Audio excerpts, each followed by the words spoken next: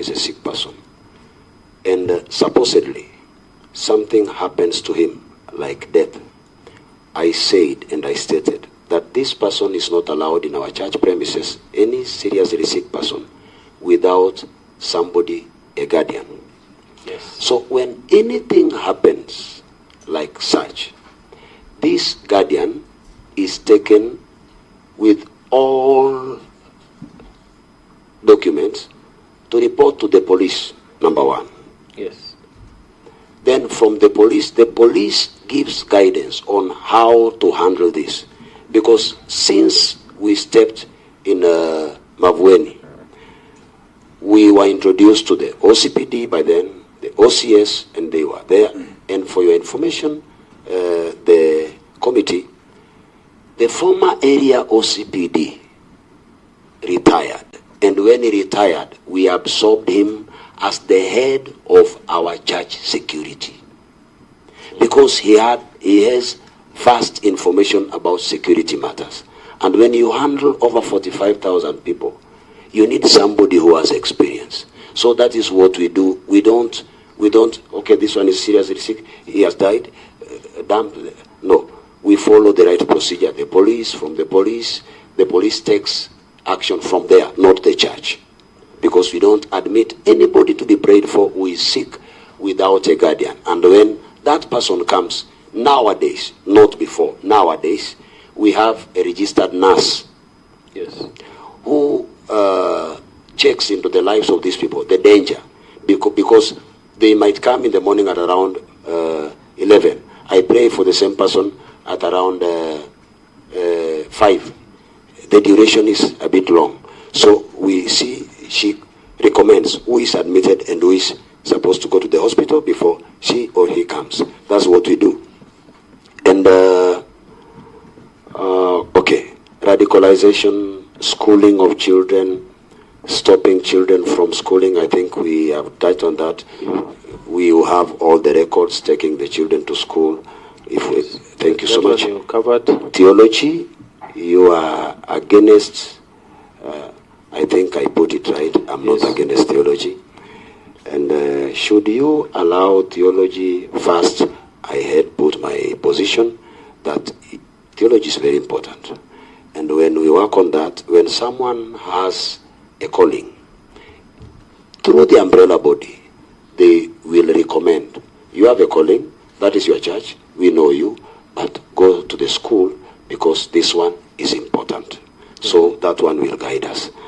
And financial exploitation, should we insulate them from exploitation by imposing law? I think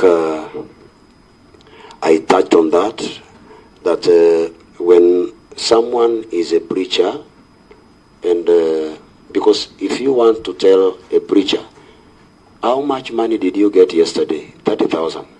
Okay, you go do this, not this. It means even the ministers in the church won't receive financial assistance because the government says, do this, do this. I think through the umbrella bodies, it is very easy to follow where the money goes. You call him, this man is this pastor. Where does he take his money? So it is very easy to get the information through the umbrella bodies. And the network of secret banks, accounts, I think through the government and their investigation, if I had any network of secret banks account abroad, zingekuwa kwa media na huenda ningelikuwa na kama iko yangu, hiyo pesa natamani ichukuliwe, na kama niliweka nisipewe, sina. And the verdict is out there.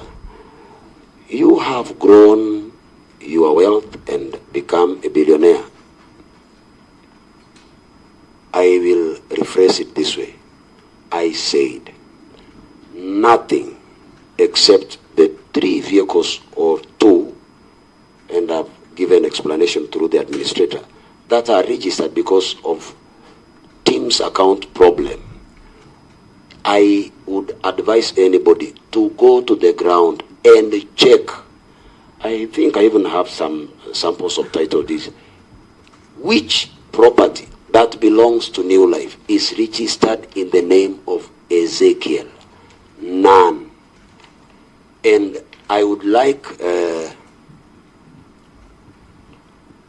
I don't want to put it as emotion, the chair to also guide the Honorable Senate, maybe to go to my fellow preachers and ask them,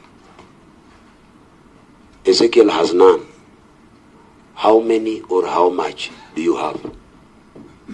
Because if I am guilty, punished, innocent, let us look for the culprit or the guilty, so that it should not be seen as Ezekiel, not the regulation. Okay, I'm not a billionaire because I don't own anything plus this watch and my vest. And I thank God for that grace. I thank God for that grace. I'm not a billionaire, but New Life is trying to do what it can. The podium, I said there were many, but yes, yes. The podium used to give prophecies on things like elections, who will win. This one is all over the world, but what matters is the political condition and the environment in a certain country. It can inflame, it can explode or cause political explosion.